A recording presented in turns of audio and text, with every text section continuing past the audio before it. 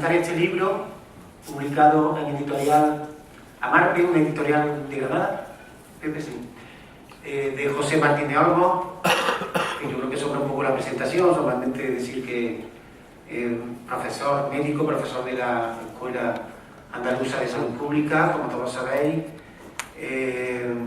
fue secretario general de Sanidad, aparte de algún cargo más, director general de Farmacia, y ahora es diputado y miembro de la Comisión de Sanidad del Congreso. Bien, aquí estamos para presentar este libro. Un libro, Pepe, permítame que te diga, un libro atípico, ¿no? Por varios motivos. En primer lugar, por abordar un tema sanitario desde un punto de vista, yo diría que casi memorialista. Hay muchos libros de políticos, de memorias que cotillean, ¿no? Que últimamente hemos tenido algunos, Azaña, Zapatero, Bono, etc. O algunos otros que hicieron gran literatura, como por ejemplo el gran escritor don Manuel Azaña, ¿no? Con su diario. También lo hace singular el que el tema sea sanitario. Pero más lo es, yo creo que aparte de por estas dos cosas que he hablado anteriormente, por quién está escrito. Precisamente el responsable de gestionar esta epidemia. Uno de los episodios de salud pública más relevantes de los últimos decenios en nuestro país. Así a bote pronto recuerdo la vaca loca, la meningitis C, un poco más alejado en el tiempo, pues el síndrome tóxico. Yo creo que este fue uno de los grandes también, ¿no? De los últimos 40 o 50 años. Él era precisamente el encargado de gestionar esta crisis sanitaria. Yo personalmente conozco pocos libros de esta factura, repito, dada la singularidad del tema y del autor. Ellos también tienen su problema, Pepe, tiene su hándicap. Su mirada a lo que ocurrió en aquellos meses de 2009, yo también lo viví intensamente. El primer caso de gripe A estaba yo precisamente de guardia de alerta sanitaria, aquí está Francisco Antón, que lo sabe bien. Puede ser unidireccional o interesada, o incluso autojustificativa, es decir, él cuenta algo que ocurrió en aquel momento, ¿no? Como responsable. Yo creo que Martínez Olmos lo solventa esta dificultad que entrañaría a cualquiera que se pusiera a escribir este tipo de libros. Yo creo que, en primer lugar, dando cabida a los protagonistas y a las opiniones de los agentes clave y de los protagonistas de aquella crisis. Aproximadamente en este libro va la opinión de unas 40 personas. Eran numerosos actores relevantes de la vida sanitaria y social de España, que aportan además su punto de vista tanto desde un punto de vista político como desde un punto de vista técnico. Intenta reflejar unos hechos en los que la opinión subjetiva del autor se trasluce. Yo creo que no puede ser de otra manera, ¿no? Estaba en un sitio que le correspondía una responsabilidad. Pero también lo solventa, creo, este problema que puede tener de autojustificación, porque creo que la intención de José Martínez Olmos ha sido escapar a estas dificultades, narrando estos hechos que el lector además puede enjuiciar a su manera. Pero además lo hace en un tono entre divulgativo, narrativo y con un ejercicio que yo creo que es lo más importante, de transparencia. Como fue además, hay que decirlo, una de las cualidades de la gestión de aquella alerta sanitaria. Así, él mismo nos dice en el libro: lo hago de un modo que pretende explicar de manera sencilla cómo se abordaron las decisiones y las tareas que la gestión de esta alerta requería y que muchas veces había que adoptar de manera urgente y con escaso margen de tiempo.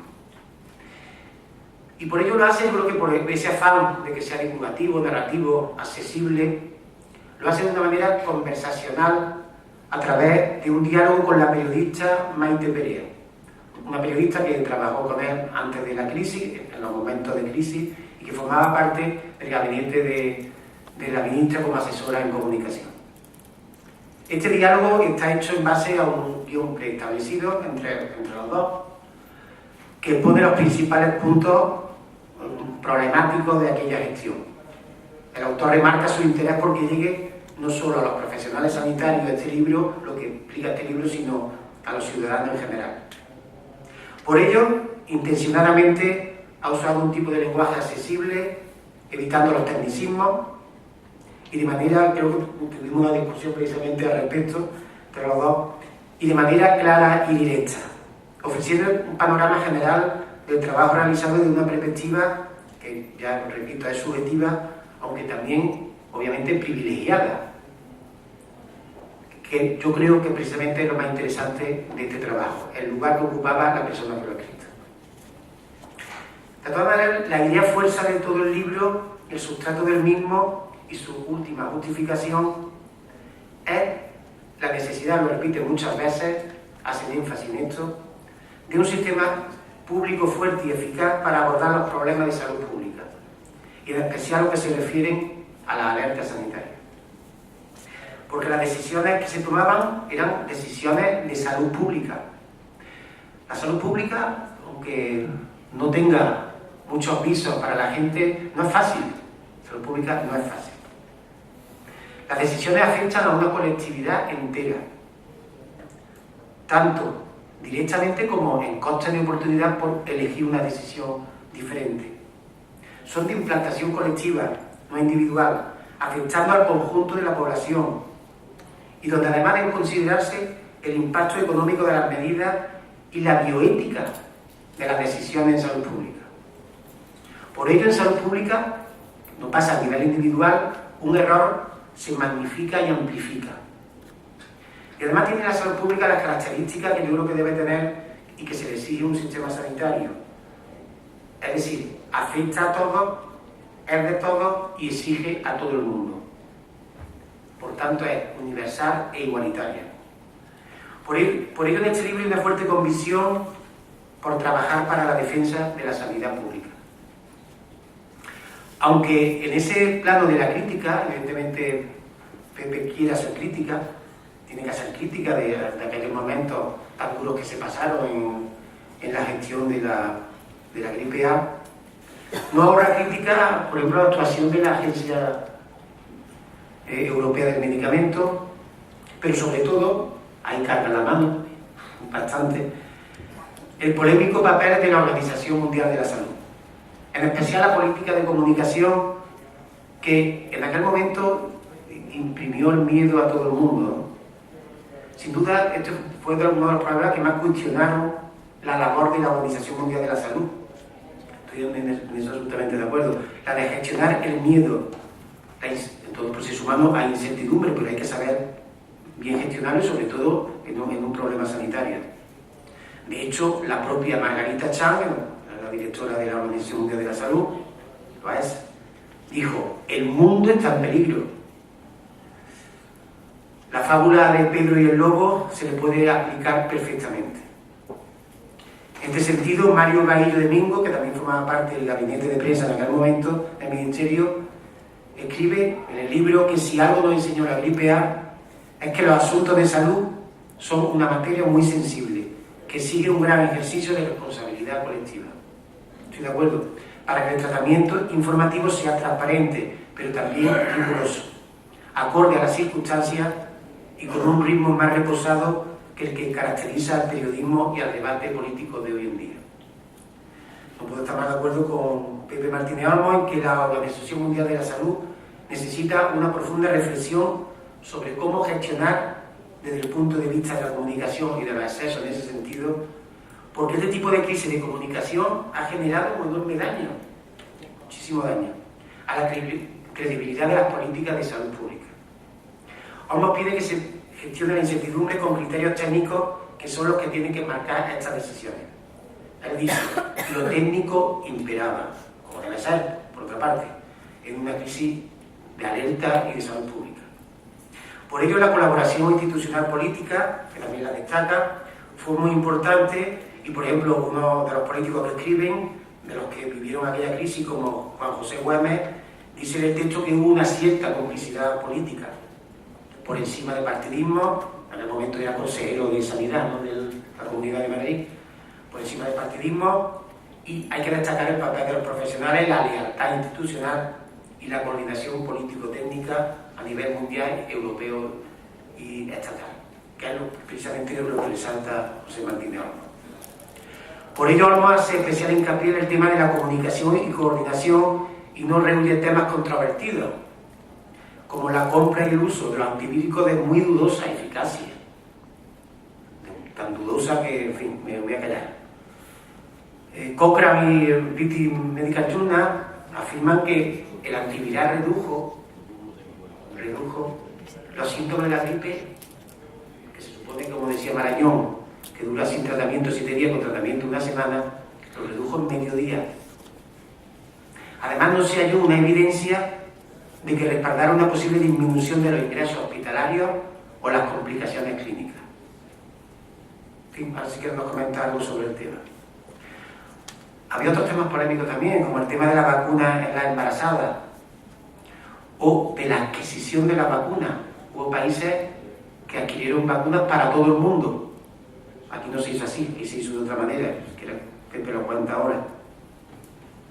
Pero todos sabéis además el daño que este tipo de cuestiones hicieron y han hecho, todavía se traslucen en las campañas de vacunación. Afortunadamente no las campañas de vacunación general, aunque surgieron en aquella época algunos grupos antivacunas, en aquella época surgieron algunos grupos antivacunas, pero donde se ha notado precisamente las campañas de vacunación antigripal en aquella época y de ahora, generándose teorías que niegan casi la pandemia, ¿no?, gripal, y que cuestionaban la eficacia de esa vacunación antigripal, y que ha provocado que la adherencia esté bajando, haya bajado.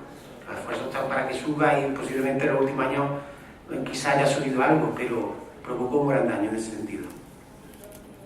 Tampoco olvida Pepe Martínez Olmos la actualidad más palmaria, como el tema del ébola. Ha dado tiempo a escribir algo sobre el ébola y la gestión que se está haciendo de esa alerta sanitaria. Él hace alguna crítica en ese sentido de comunicación y se podría hacer también alguna crítica a la Organización Mundial de la Salud respecto a por qué ha tardado tanto, ¿no?, en la alerta sanitaria respecto al ébola. En resumen, como dice Ildefonso Hernández, la pandemia de gripe del año 2009 puso a prueba la capacidad de la salud pública española y la calidad de la política de salud. Más allá de la revisión crítica imprescindible de todo el proceso, cabe subrayar que los servicios de salud pública y los servicios sanitarios españoles respondieron puntual y eficazmente a los retos planteados. La calidad de los profesionales de salud pública se puso en evidencia en las semanas más críticas de aquella crisis sanitaria. Este libro, pues, sobre todo, yo considero que es sobre todo un testimonio de esa fecha. Un testimonio importantísimo porque es uno de los protagonistas puntales. Un testimonio de lo que se puede hacer en salud pública y de la importancia de actuar con una medida adecuada. En fin, mi opinión, y resumiendo, un libro oportuno, singular, repito, e interesante. Muchas gracias.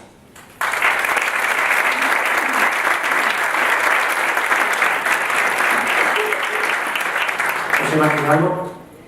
Muchas gracias, Antonio. Muchas gracias a todos y a todas por asistir esta tarde de viernes aquí en Córdoba para hacer una presentación del libro que creo que Antonio la ha hecho de una manera muy acertada.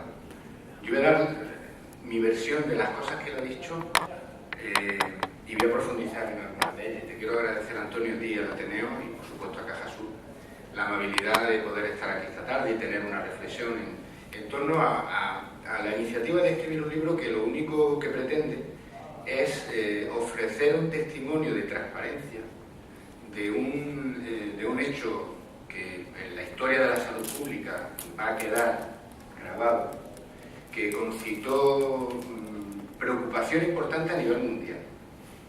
En algunos casos hubo pánico. No hay que olvidar que cuando esto comenzó en marzo del 2009 en México, pues a finales de abril México paralizó la economía por la extensión de la epidemia y por la cantidad de muertes que se estaban produciendo. Y hubo un fin de semana en la que se prohibieron la movilidad de las personas, la apertura de las empresas.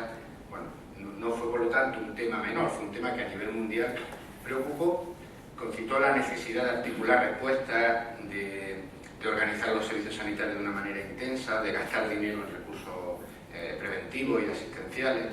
Y a mí me parece fundamental, todavía más si cabe en estos tiempos que vivimos, el poder analizar con transparencia, con crítica, con autocrítica, y aprender de las cosas que se hicieron en aquellos tiempos, las que se hicieron bien, las que no se hicieron bien y las que se pudieron hacer regular, para que en otros momentos que van a volver a darse, porque yo parto de la convicción de que va a volver a haber, de hecho ya hay con el ébola, pero habrá en el futuro nuevas situaciones de alerta mundial de salud pública, pues para que cuando lleguen esos momentos podamos afrontarlo lo mejor posible. Van a llegar esos momentos porque el mundo tiene una globalización en las relaciones, en las comunicaciones, en la movilidad, que hace que cuando los virus que normalmente, del que estamos hablando, que es de la gripe, hacen mutaciones, cuando produce una mutación que puede ser más agresiva para la salud de las personas, eso se puede atender de una manera importante. Y por lo tanto, una primera conclusión que yo quiero señalar en el libro, y cuando tengo la oportunidad de hablar de esto lo hago, es que la pandemia existió. Porque hay quien está diciendo que fue un invento. La pandemia existió, la enfermedad existió, el virus mutó y el virus mató a muchas personas. Lo que pasa es que cuando analizamos la pandemia, en este caso 5 años después, el fenómeno tiene otras dimensiones. Si la analizamos en el mes de abril, tiene unas dimensiones diferentes. Y si lo analizamos en el mes de agosto, donde se dio la circunstancia en el caso de España de que fallecieron en cadena mujeres jóvenes embarazadas, y eso tuvo, que además en verano pasa muchas veces con los temas informativos que tienen más resonancia algunos temas, este lo era importante, por ser verano, pues cuando hablábamos con la gente, nosotros en septiembre, cuando estábamos trabajando con el Ministerio de Educación en la apertura del curso escolar, la preocupación de los padres, de las madres, de los profesores era absolutamente tremenda. Entonces, claro, este es un fenómeno que cuando lo analizamos hay que saber que no es lo mismo analizarlo en un momento que en otro.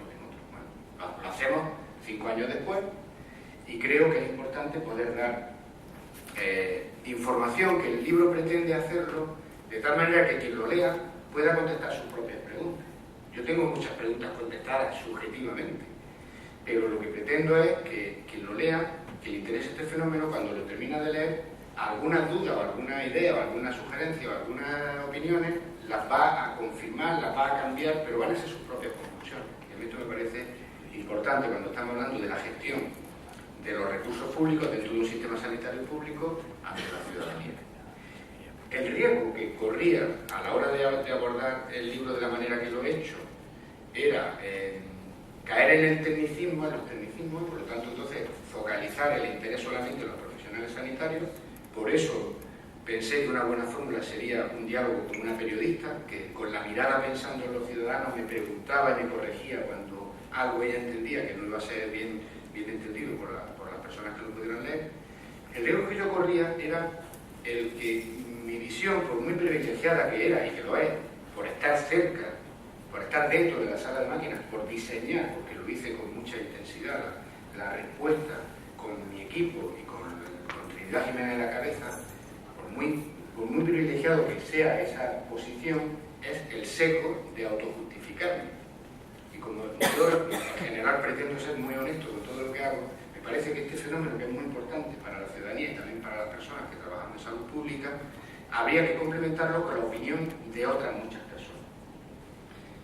De personas que piensan de manera diferente en términos políticos, de personas que tienen responsabilidades diferentes y de personas que estuvieron trabajando al pie del cañón dando la respuesta que dio España a ese fenómeno.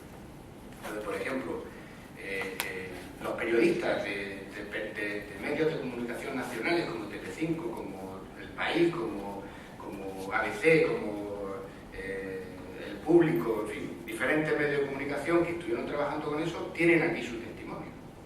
O, por ejemplo, mi equipo, que son expertos en salud pública, tienen ahí su testimonio.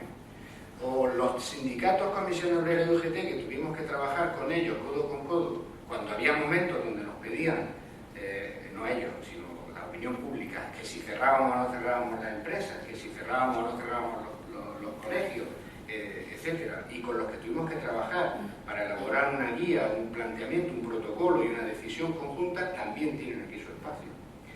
De la misma manera, como este es un fenómeno que preocupaba cómo respondíamos, de qué manera lo hacíamos, y lo hicimos de una manera, en términos políticos, transparente también, pues todos los grupos parlamentarios, Izquierda Unida, Partido Popular, PSOE, CIU, tienen aquí su espacio para contar cómo ellos vivieron aquella situación y además colaborando de una manera relevante. Y también es importante la aportación que hacen consejeros de sanidad en aquel momento del Partido Popular, como Juan José Güemes en Madrid o Manolo Cervera en Valencia, o del Partido Socialista como María Jesús Montero o Vicente Tomás de Baleares o Marina Geli en en Cataluña, también aportan aquí su punto de vista. Y así sucesivamente. Hay 42 testimonios que resaltan las cuestiones que consideran más relevantes en la gestión de la pandemia. Por eso, yo creo que es una mirada muy completa, aunque podía haber habido más gente, pero una mirada muy completa a lo que pasó. Y a mí eso me deja tranquilo, porque yo he contado cómo lo viví yo, pero a su vez me siento con la tranquilidad de que otros han contado su versión y hay un denominador común. Hay algunos diferentes, pero hay un denominador común, que a mí me parece lo más relevante de la gestión de la pandemia. Y es que, como en los tiempos que vivimos, la comunicación, la opinión pública,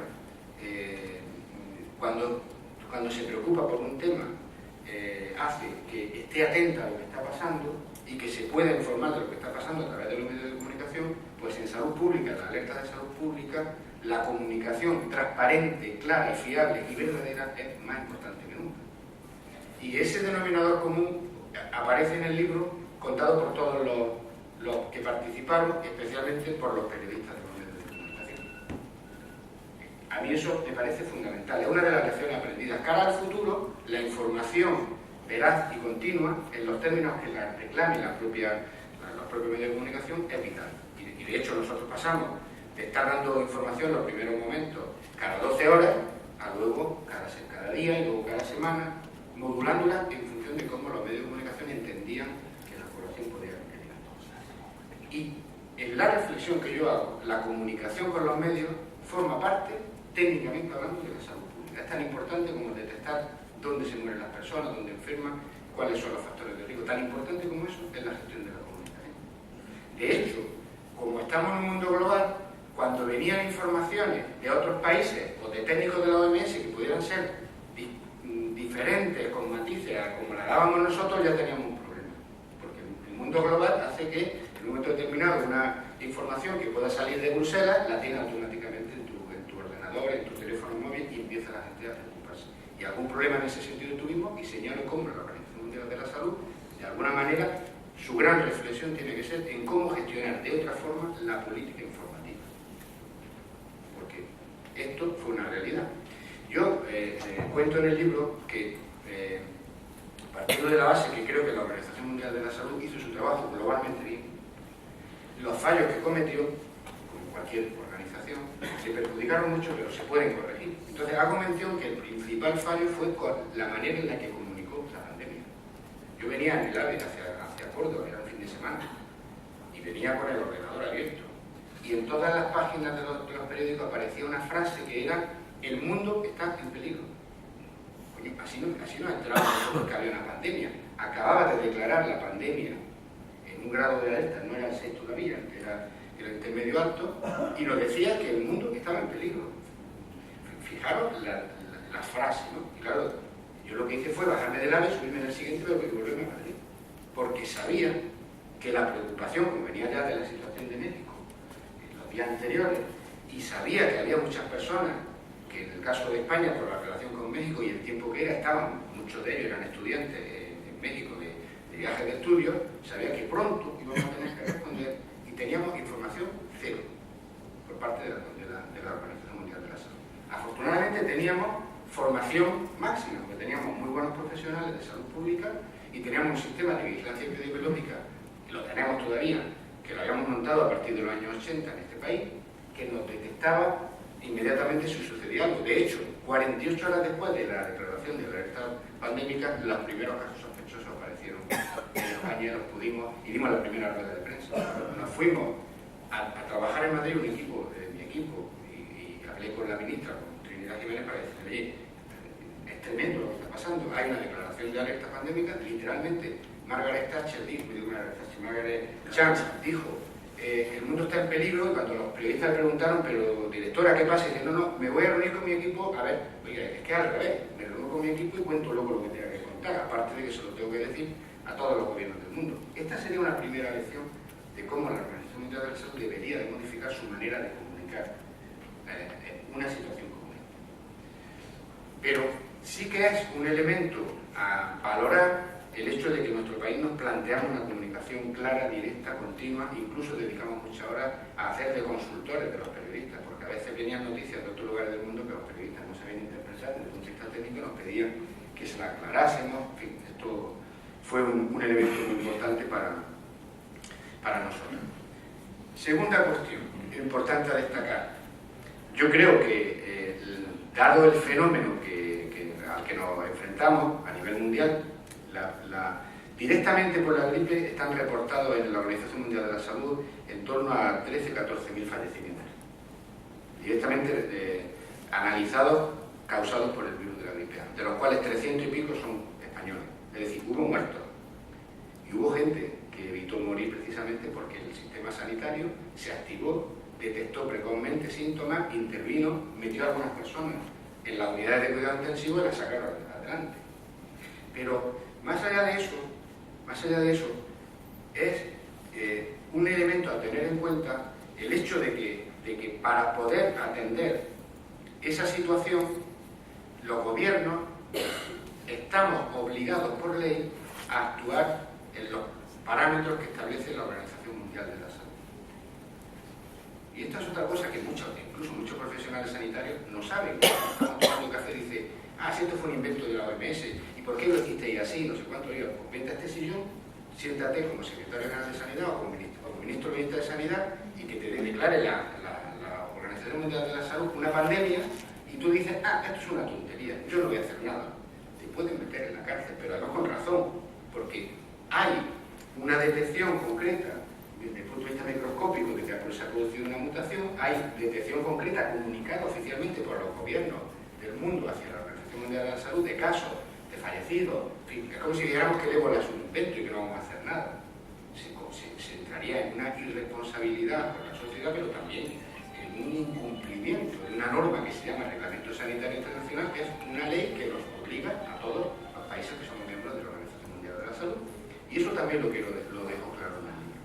Independientemente de eso, de que eso es así, de que tuvimos que adoptar decisiones, las decisiones pueden ser discutibles. Cuantitativamente, cualitativamente no. Me explico.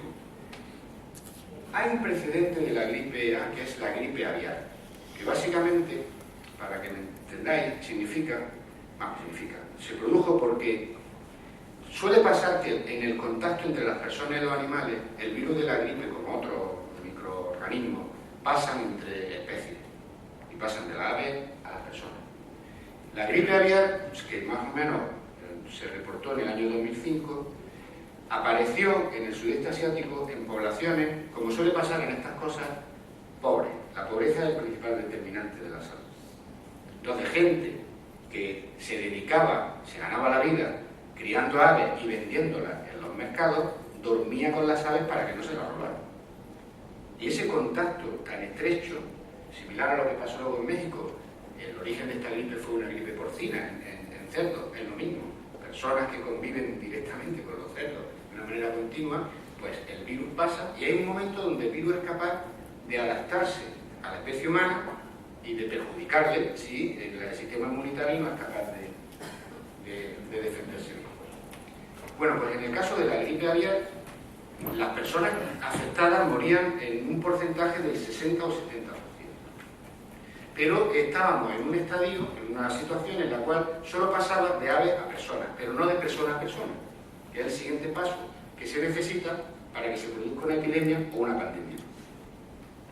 Bueno, cuando la Organización Mundial de la Salud estudia, monitoriza que está produciéndose una mutación, un cambio en el virus de la gripe, en este caso lo que es vulgarmente la gripe aviar, que mata a tantas personas, alerta a todos los países, porque en cualquier momento se puede producir la capacidad de transmitir de persona a persona, y con la movilidad que tenemos las personas en el mundo, donde dan la vuelta al mundo en pocas horas, automáticamente se difunde una enfermedad nueva, por lo cual ordena, con los equipos técnicos suyos y los de los gobiernos, unos protocolos para prepararse. Y entonces plantea si hay que comprar antivirales, plantea si hay que organizar los servicios de urgencia de una manera, plantea cómo hay que comunicar los casos, nos plantea que hagamos nuestros estudios para saber si muere una persona o mueren 10 millones de personas, porque una persona no es problema, pero 10 millones de personas es un problema por los ataúdes o por donde, cómo tienes que cremar, en fin, sí, todas estas cosas que no las contamos nosotros, algunos sí las contó en la Organización Mundial de la Salud, que alarmaron a la gente, pero nuestra responsabilidad es tener, como se dice, una hoja de cálculo. Tengo entre un enfermo, entre un muerto y N muertos, y tengo que saber cómo va evolucionando para saber cómo tengo que actuar sanitariamente, policialmente, si tengo o no que restringir la libertad de los ciudadanos para moverse, si tengo que cerrar empresas o no. La cuestión es que eso no se tiene que contar, eso tiene que saber la gente que está previsto. Pero los periodistas siempre decían, ¿y cuántos muertos prevéis que va a haber? Nosotros decíamos, ni idea. ¿Cómo? Pero es que la Organización Mundial de la Salud ha dicho que prevé no sé cuántos, nosotros ni idea. Y muchas veces decíamos en plan casi de cachondeo por la cercanía con los periodistas, es que yo no soy el virus, yo no sé qué va a hacer el virus. Por lo tanto, no me hagas preguntas que no puedo contestar. Yo tengo previsiones, tengo escenarios, pero yo no voy a hacer como ministerio y como gobierno un pronóstico de algo que no depende de la decisión del político ni del técnico. Puedo tener previstas situaciones. Bueno, pues esto que es importante, lo que pasa es que cuando la gripe aviar se desarrolla, nos permitió hacer, bajo directriz de la Organización Mundial de la Salud, una planificación y una previsión de recursos y una planificación de actuaciones. E incluso hacíamos, a veces habréis visto en los medios de comunicación, cuando la policía, los bomberos, etcétera, hacen simulacros. Nosotros también hacíamos simulacros. El Centro Europeo nos mandaba una hipótesis de una alerta con no sé cuántas infecciones, con una tasa de ataque de no sé qué, con una gravedad X, para que nosotros organizáramos cómo íbamos a definir que se organizaban los servicios sanitarios, qué comunicación se le iba a dar a los profesionales, qué notas de prensa prepararíamos. Todo eso nos servía para estar preparados en caso de pandemia. Cuando efectivamente se produce una pandemia, esa preparación se activa. Y había recursos comprados, por ejemplo, los antivirales. Pero, por lo tanto, cualitativamente no hay discusión en que las directrices que ordena la Organización Mundial de la Salud, cuando activa una alerta pandémica, las tiene que cumplir. Cuantitativamente sí. ¿Por qué? Porque ya cada país tiene que valorar, primero, los recursos que tiene.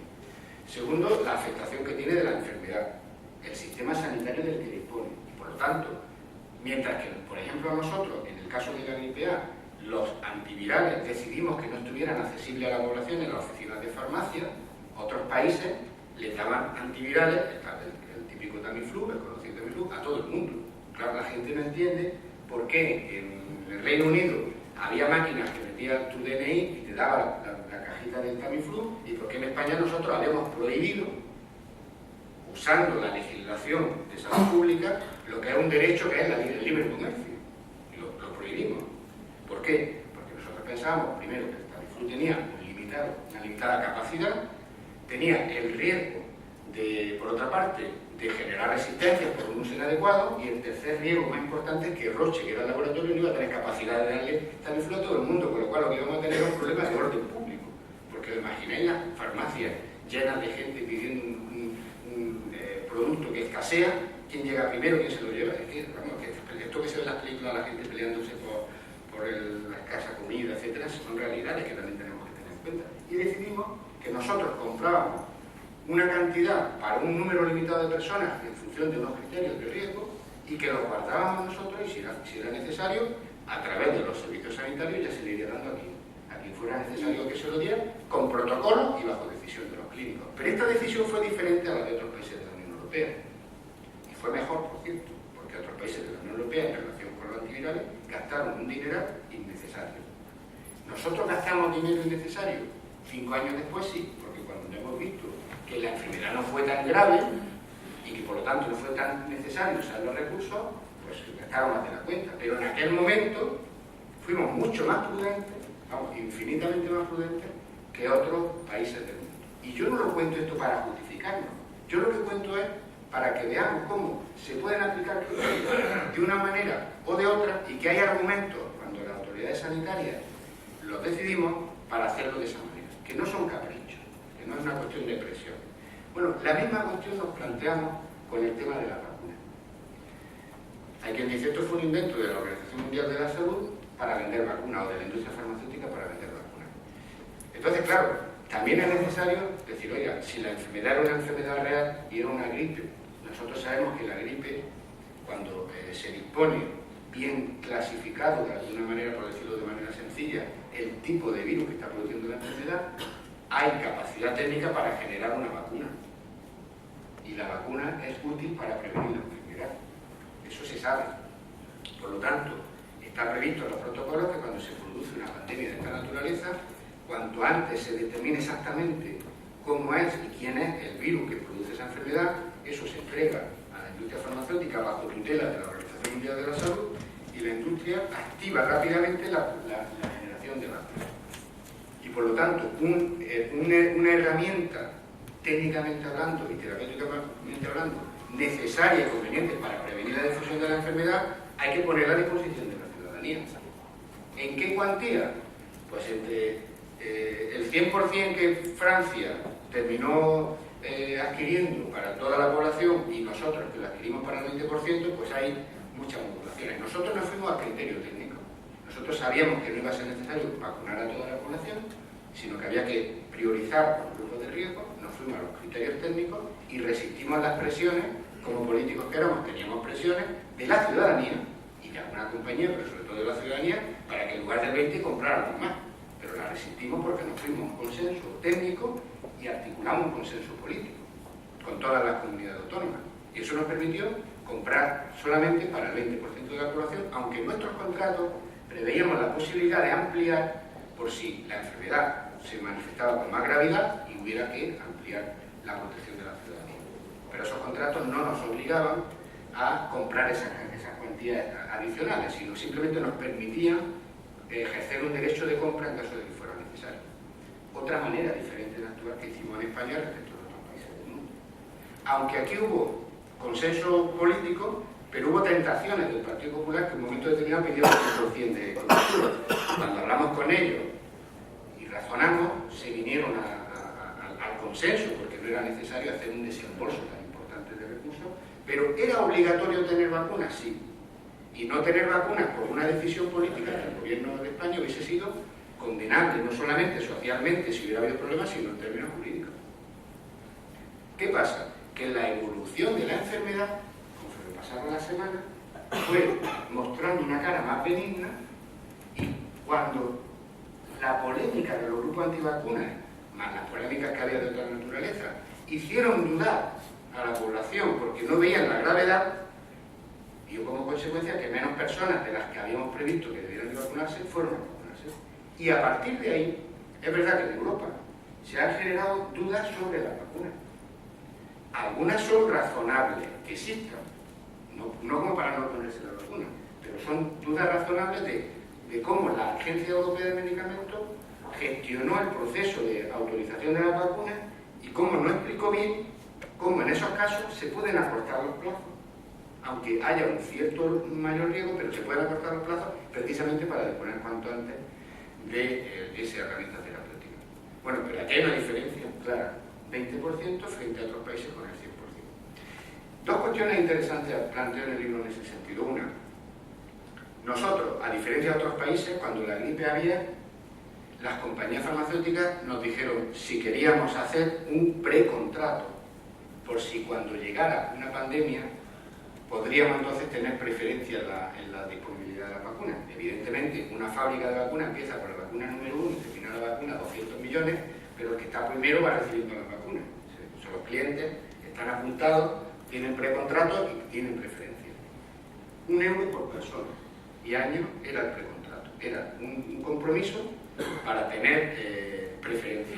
Nosotros y yo dijimos que no era necesario. Y por lo tanto decidimos desde el 2005 hasta el 2009 que aquello sucedió, 4 años de no estar gastándonos 50 millones de euros en una reserva prioritaria.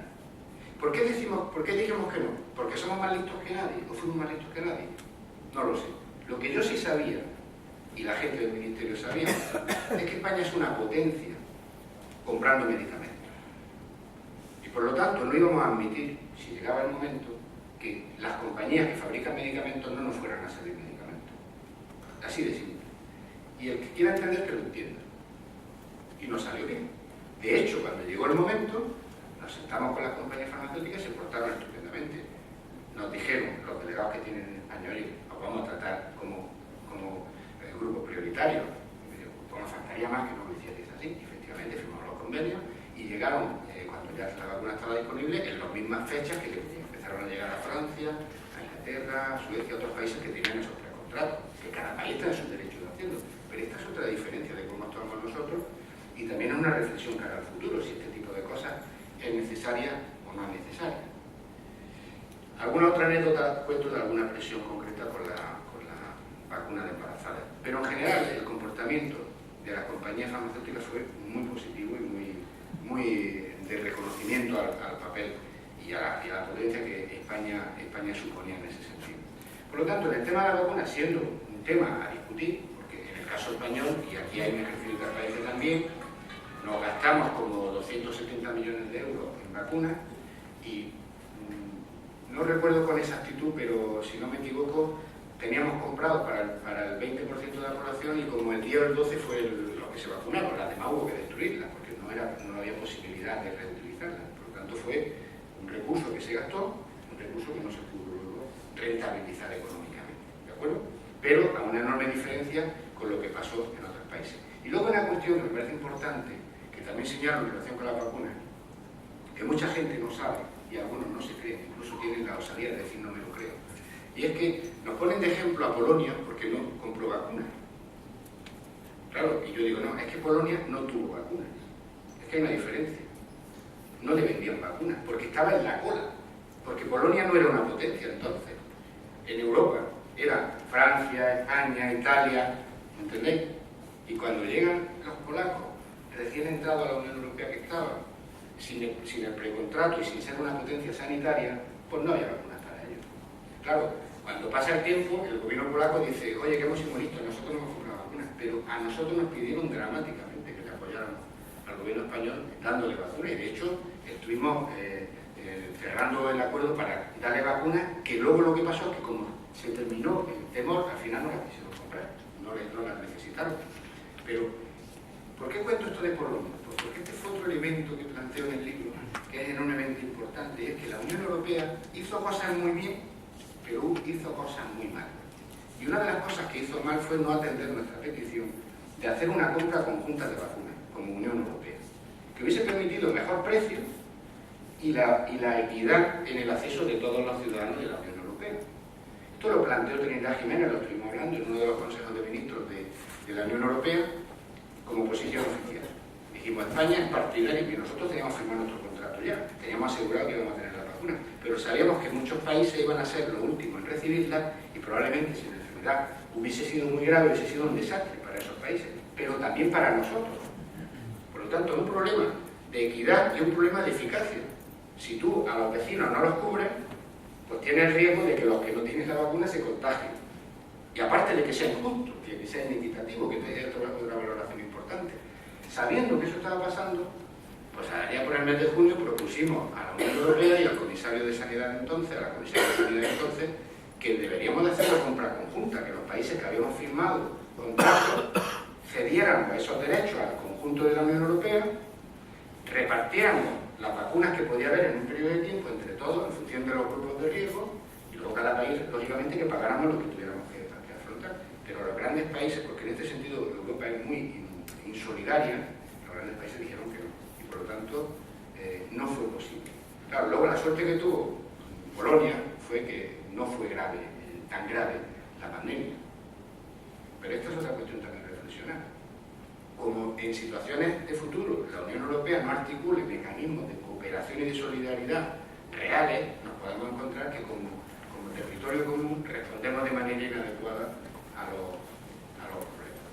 Dos cosas más y me callo. Bueno, me callo para luego contestar las preguntas que quieran. Una tiene que ver con algo que yo quiero que se tenga en cuenta cuando se analicen estas cosas.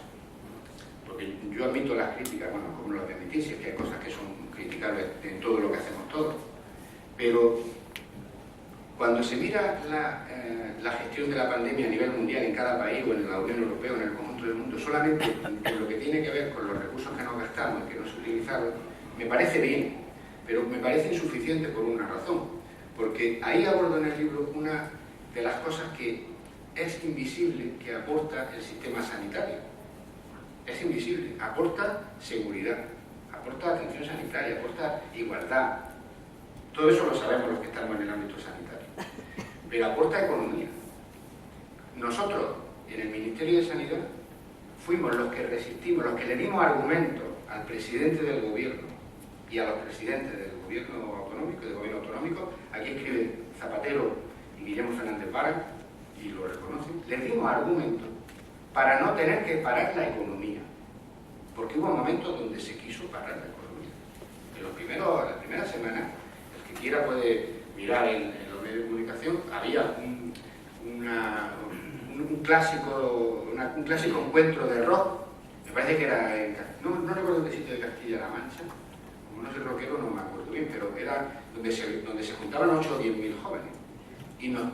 Y el gobierno de Castilla-La Mancha quería, y el ayuntamiento de esa localidad quería cancelar el encuentro.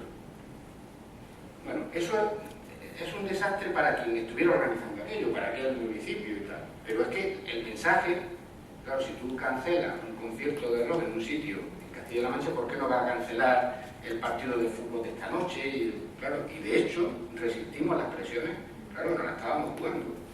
Presiones en el sentido, oiga, que la gente está nerviosa, que el ayuntamiento quiere, que la Junta de Castilla-La Mancha quiere tal, y nosotros dijimos, no, aquí no hay base, técnicamente hablando, para parar la economía de España. Lo mismo puedo contar, y lo comento aquí, en caso de cerrar colegios, en un caso que hubo de contagio en una academia militar en Hoyo de Manzanares, que fue una crisis también importante en términos de comunicación, que se empeñaron en decir la gente del Partido Popular, porque le tenían manía a Carmen Chacón, que ahí había corrido peligro un grupo de escolares que había visitado Hoyo de Manzanares, que quien conozca el cuartel de Hoyo de Manzanares habían ido al cuartel, pero los pacientes que estaban internados estaban a 1 kilómetro dentro del cuartel, y tuvimos que dar una rueda de prensa, la subsecretaria de Defensa y yo, para decirle a los periodistas, jugándonos al tipo, que no iban a contagiarse los niños porque allí no había peligro, pero había posibilidad de que esos niños se hubiesen contagiado en el autobús y en otros sitios. Bueno, pero resistir, de no cerrar colegios, de no cerrar instituciones militares, de no, bueno, como comprenderéis, esto es una contribución del sistema sanitario a la economía del país. Y eso fue posible porque el sistema de salud pública y los profesionales de salud pública, los epidemiólogos, etcétera, todos los que están haciendo esa vigilancia, pudieron darnos información con mucha fiabilidad. Y eso hoy está en riesgo, Eso hoy está en riesgo. No es solamente una cuestión de privatizar o no privatizar. Cuando, en el caso del ébola, traen al padre Pajares, que esa sería otra discusión, traen al padre Pajares y lo van a llevar a una unidad de un hospital que lo están desmantelando para privatizarlo. La discusión es si ese hospital, esa unidad donde ha estado el padre Pajares y luego el otro padre que también trajeron, que todavía estaba funcionando, si hubiese desmantelado, si el sitio donde están atendidas esas personas hubiese tenido una unidad capacitada, cualificada para poder atender situaciones como esta. Y esto nos lleva al debate, que no es político, sino que es ciudadano, de la importancia de los servicios públicos de salud. Nos lleva a ese debate, porque es precisamente desde los servicios públicos de salud que hemos podido responder, no solamente para atender bien a la gente y tal, no, también para hacer un servicio de la economía, impagable, y además difícilmente cuantificable, pero imaginaros que se parara la economía del país una semana, 3 días, un día, da igual, eso es un desastre para el Producto Interior Bruto. Se paraliza todo, pues imaginaros, ¿no? Ese es un tema importante. Y la otra cosa que quería comentar tiene que ver con la aportación de los profesionales. Los profesionales, cada uno desde la posición más o menos, depende también del momento, con dudas sobre lo que se estaba haciendo, pero allí estaban dando el callo. Hicieron una labor muy importante. No hay que que olvidarse de ningunos profesionales. En atención primaria, pues las urgencias, tanto de primaria como en los hospitales, como en las unidades de cuidado intensivo, etcétera, sin ninguna duda. Pero luego hay un conjunto de profesionales a los que siempre se les está atacando por supuestamente sus privilegios, que son los farmacéuticos, ¿verdad? Y hay dos profesionales que son los veterinarios, ahí estoy viendo a Fran, que también hicieron un papel súper importante en la tarea de hacer la vigilancia con nosotros. Pero quiero referirme a los farmacéuticos por una cosa, porque cuando nosotros adquirimos la vacuna, el reto que teníamos para gastar lo menos posible, porque nosotros, y cualquiera que esté ahora y el que está y el que venga después, cuando está en un puesto de responsabilidad procura gastar lo menos posible. Es gastar bien, es la responsabilidad que se tiene en la administración pública, en la función pública. Pues nos planteamos que teníamos el reto de hacer llegar la vacuna a todos los centros sanitarios del país, y si era posible que no nos costara dinero adicional, pues mejor. Bueno, se brindaron las hermandades y la Federación de Distribución Farmacéutica de España, que todos los días están llevando a las farmacias N veces los medicamentos, a llevar, lógicamente bien equipados como tiene que ser, en sus coches o en sus furgonetas, donde todos los días y a todas las horas llevan los medicamentos a cualquier lugar del país, esas vacunas para llevarlas al centro de salud correspondiente. Eso, y además almacenando en sus almacenes durante un tiempo las vacunas, incluso cuando luego ya tuvimos que destruirlas, ayudándonos a la destrucción, sin cobrar nada. Estas son cosas, un ejemplo concreto de cómo todos los sectores se pusieron detrás del gobierno y todos los sectores contribuyeron. Es un ejercicio de solidaridad muy interesante, que además yo quiero que el libro sirva de, digamos, de reconocimiento a esa aportación de todos, porque hay que hacer justicia cuando llegan momentos como estos y todo el mundo arriba el hombro. Y luego es tiempo de revisar, de criticar, de mejorar. Esto es lo que prácticamente y básicamente he pretendido con la obra que aquí he querido presentar, y que agradezco que hayáis estado en esta presentación. Ahora, después de esta intervención, pues podemos profundizar o tener un diálogo como os parezca oportuno y poder seguir analizando esta situación. Muchísimas gracias.